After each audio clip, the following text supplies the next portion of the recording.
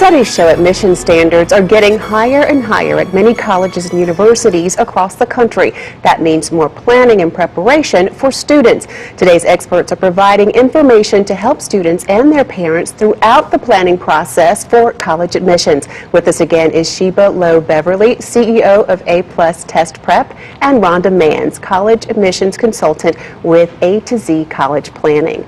Now, before the break, we were talking about the ACT and the SAT, and you mentioned scholarships, and I said we want to talk more about scholarships. There are scholarships connected to high test scores. Talk a little bit about that. As a matter of fact, I just posted on our blog about 2 weeks ago an article that talks about, creative ways to use your SAT score for things other than college admission, and scholarships will be one of them.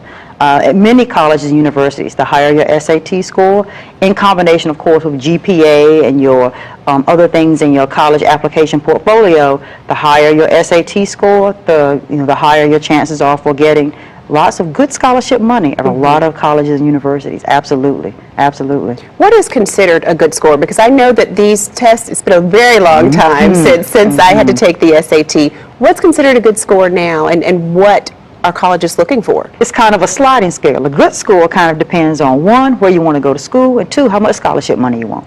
Okay. That's it. The SAT or the ACT score that a large, very competitive public school might require, or was going to be very different than, say, the SAT or ACT testing requirement at, say, a smaller, maybe less competitive college. So it really just depends on, one, what school you want to go to, and two, how much scholarship money you want, and three, if you're an athlete, whether you're trying to qualify to play college sports. Okay. Can you throw some numbers out there to kind of put it in perspective? Like, what's the highest score that you can score on an SAT? On the SAT, the highest is 2,400. That would be 800 for reading, 800 for math, 800 for writing. On the ACT, the highest is a 36. Each of the individual sections, writing, math, reading, science, and English, are each 36.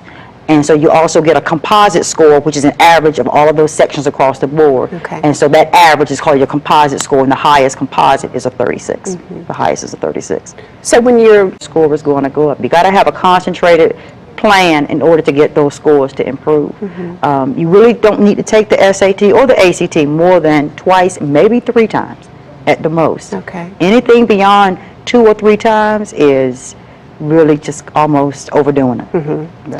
Now, how effective or how can a SAT, ACT prep course help a student in terms of preparing and doing well on these tests? Well, I want to talk about A+ for a minute.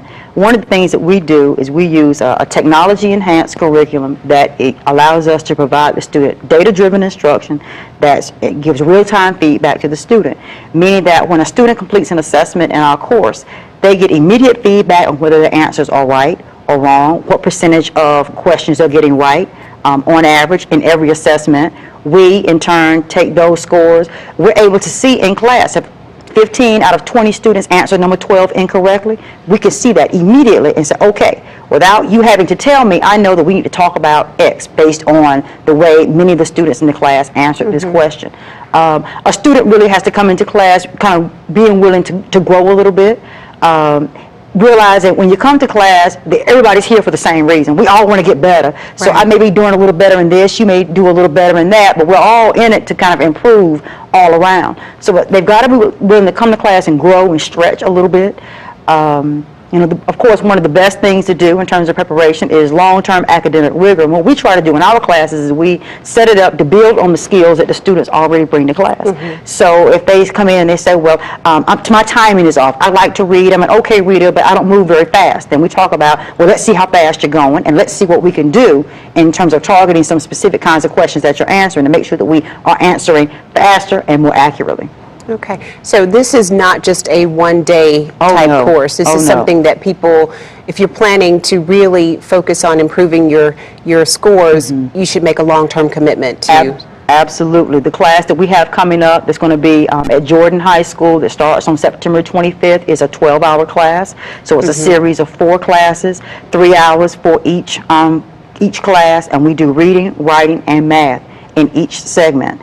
and each segment, each class builds on the previous one. And in each class, we're doing timed assessments, we're giving students real-time feedback, we're preparing reports that we give to students and to parents about how they're doing in each class. So absolutely, it is a process. That particular class that we're offering leads right into the October 6th SAT.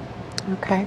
And Rhonda, this is something I'm sure that you make your families and students aware of when you're working with them, the importance of preparing for those standardized tests. Oh yeah, absolutely. We develop a testing plan so that the family and the student knows exactly when they're going to take the ACT or the SAT, so that way they can prepare for it, take a prep course if they need it, to make sure that they get the best results possible. Okay. I want to talk a little bit about extracurricular activities, because for years we heard a college wants a well-rounded student. So if you're not that strong academically, if you're involved in a lot of extracurricular activities, that can kind of balance it out.